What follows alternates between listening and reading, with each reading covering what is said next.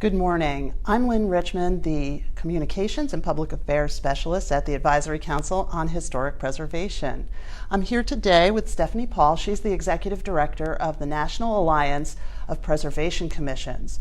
She's here in Washington, D.C. this week for Preservation Action's National Historic Preservation Advocacy Week. Thank you so much for joining me. I'm so happy to be here. This is great. I love meeting with you and being in Washington. You know, I really want to know more about your organization. Can you tell me the kinds of things that the organization does? Yeah. The National Alliance of Preservation Commissions, or NAPC, is a national nonprofit organization, and we provide education and training for local preservation commissions, architectural review boards, local government staff, and folks on the ground level. What kind of services do you provide for your members? We are a membership organization, so we provide tools and resources with education. We have a quarterly journal, which is the Alliance Review, which has great articles and tools, and we have feature issues that people really take back into their community, for their commissions. We also do. We have a listserv, which really provides a valuable platform for folks to pose questions to the community and then get feedback, and it really is a great tool, and that's really a part of what NAPC does, is to connect people, and so there's a platform, and that's really what we were founded on. What is a preservation commission? What do they do? And they're found in local communities? Yes, they review, they do design review, some do, some more, they do, when people want to make, changes to their, historic buildings, that they come and they come before them to get the application.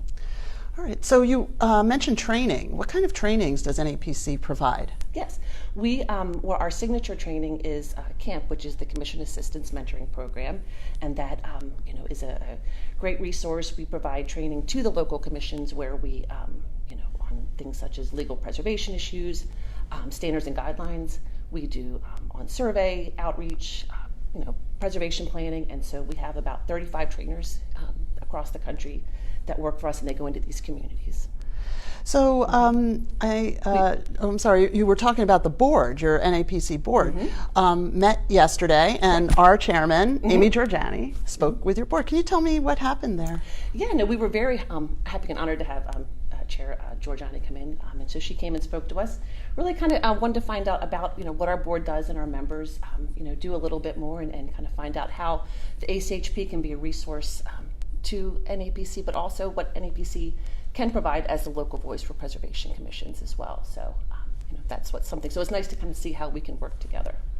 So how has Advocacy Week been for you so far? What have you been up to? Well, it's been wonderful. It's busy. The NAPC board does come in as part of Advocacy Week, and we met yesterday, a full day. As I said, Chair Giorgiani was there. We also adopted a new strategic plan, a 5-year, kind of looking ahead, building on our programs, but also looking, to meet, emerging trends and needs, and reaching out, and engaging new communities. And so that was, an exciting.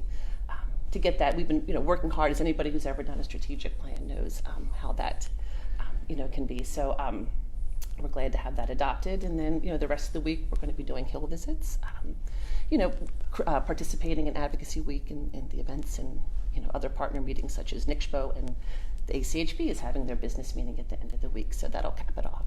Yes, NAPC is a partner or an observer on the ACHP, and we're having our business meeting, committee meetings on Thursday, and the main business meeting up on the Hill on Friday. Right.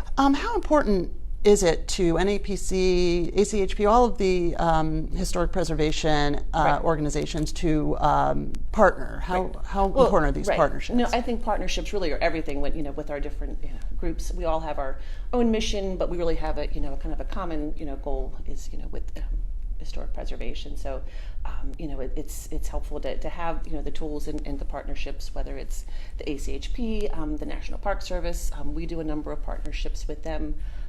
We're developing new trainings for adaptation, climate resiliency, community resiliency trainings in addition to our CAMP program. So that's working with them, and so it's really the kind of an old word, synergy. Kind of pulling everything together for the programs. You know, March is also Women's History Month. Something that I always enjoy, talking about the historic sites associated with women and of course, women preservationists. So how important are women to historic preservation? Well, they were really kind of the grassroots that in the beginning of the movement, really, that kind of got it moving, and so I think really they're a strong foundation, but also a voice that I think that's needs to be heard a little bit stronger, and I think it's a different perspective. So it's important with the 100th anniversary of the women's right to vote this year. So there's a lot of things to really kind of, I think, we can touch on, and then kind of look how women can really be leaders in the preservation movement moving forward as well. So yes, please stay tuned to the ACHP's social media channels this month, and follow us on Facebook, Instagram, LinkedIn, Twitter, and YouTube, and you'll be able to follow all of the great content we're going to have for Women's History Month. And of course, going forward, we always want more people to join us and get in on the action. But today, I am so thankful to have Stephanie Paul from the National Alliance of Preservation Commissions. Thank you for joining us.